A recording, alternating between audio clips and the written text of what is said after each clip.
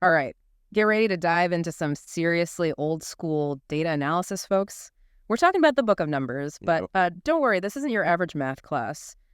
We're going on a journey with the Israelites right out of Egypt and into the wilderness, and their whole society is about to get organized. Like really organized. Exactly. It's easy to gloss over those long lists of names and numbers, but honestly, they paint a really vivid picture of a society in transition, fresh out of slavery, about to embark on this totally uncertain journey, and taking a census. That wasn't just about counting heads. It was about understanding their strength as a people. So like a show of force? Kind of, but also allocating resources, figuring out the logistics, and literally where everyone was going to live. Right, it's like a combo of a census, a military draft, and zoning ordinances, all in one. Exactly. You've got chapters 1 and 2 meticulously listing every single man over 20, tribe by tribe. It's an ancient spreadsheet. So what really jumps out at you when you're looking at these records? Honestly. Yeah. The sheer scale, just the number of people. But what's even more interesting is the detail. Like the camp layout they describe in Numbers chapter 2, it wasn't random at all. Each tribe had their own spot, all situated around the central tent of meeting. And that housed the Ark of the Covenant. Right? Yeah. This is like their portable sanctuary, the most sacred space right in their midst. So this layout, it wasn't just practical. It was a really powerful visual representation of their beliefs, their whole social structure. So they're wandering through the desert, but with a plan, a blueprint.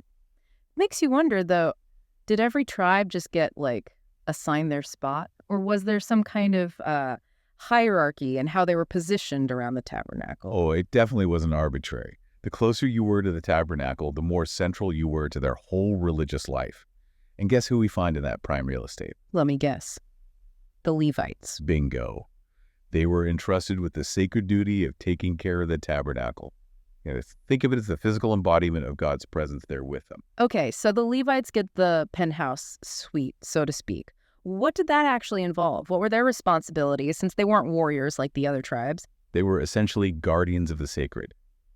The Levites were responsible for transporting the tabernacle, assembling and disassembling it every time they moved, which, with that many people, had to be incredibly often. They maintained the sacred objects, conducted all the rituals, the sacrifices. They were the keepers of the flame, They made sure that the Israelites' covenant with God stayed at the very center of their lives, even in the middle of the wilderness. Wow.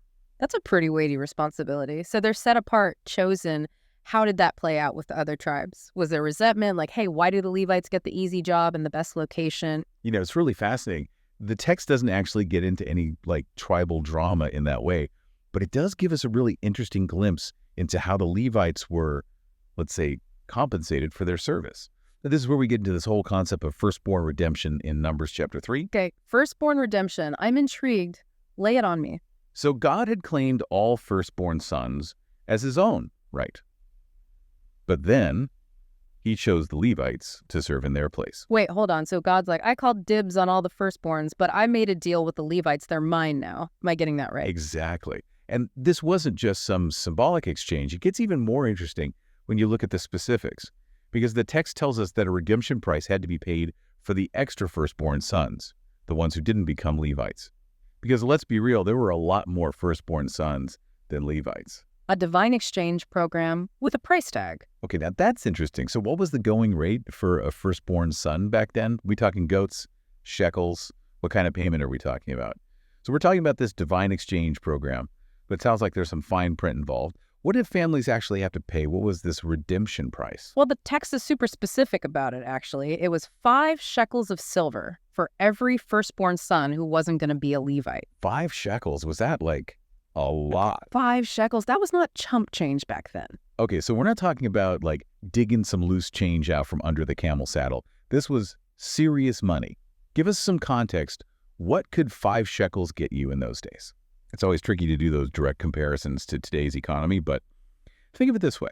5 shekels could easily have been several months' wages for someone, a laborer, Wow. So this wasn't something you could just casually cough up? None at all. And I think that really highlights how important this exchange was, not just economically, but spiritually as well. It makes you think about those families, the sacrifice they were willing to make. This wasn't just a business transaction. It was an act of faith.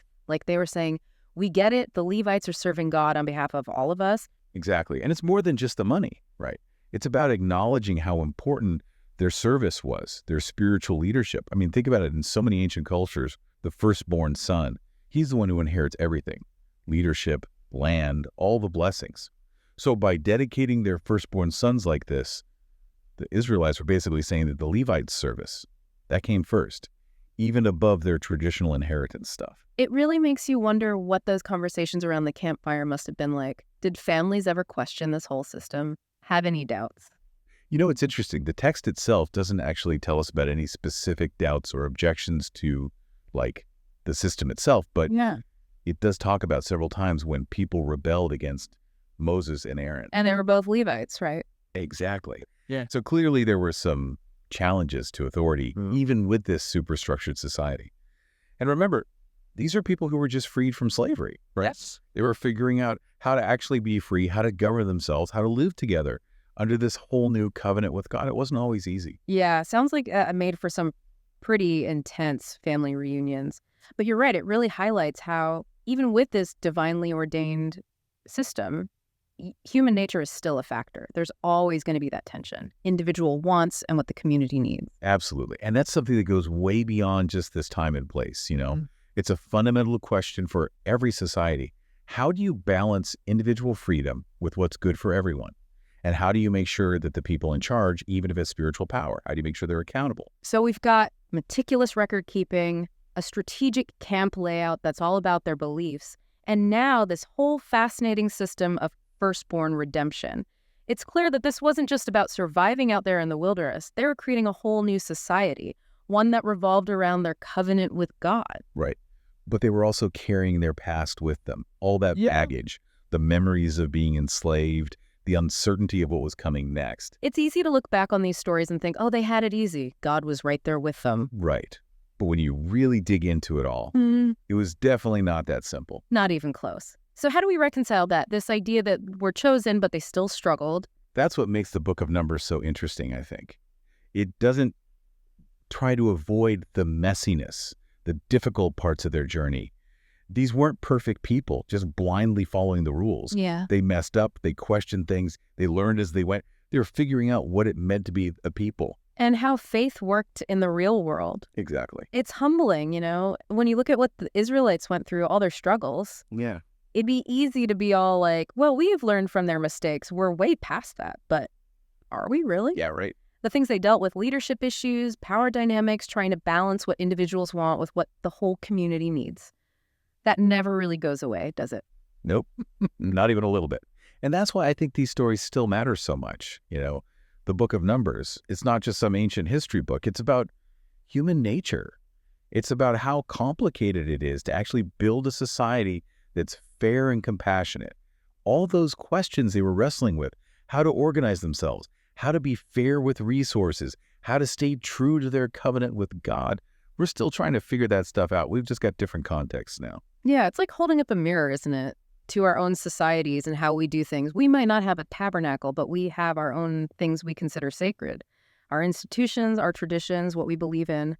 And just like the Israelites, I think we always have to be asking ourselves, are these systems working? Are they fair? Are they actually leading us to the kind of future we want? Yes, exactly. And that's where the real learning comes in. It's not about assuming we have it all figured out, but being willing to have that conversation, to keep asking those tough questions. I mean, what worked for the Israelites in the desert?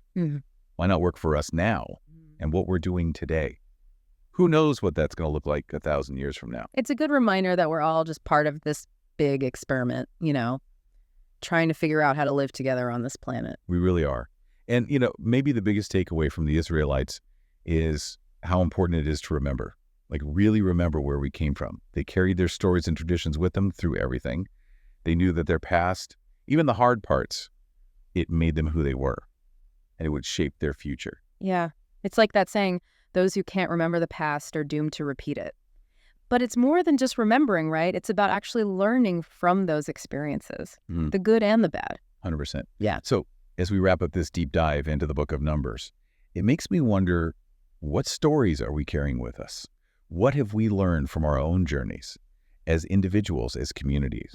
And how can we let those experiences guide us as we deal with whatever's coming next?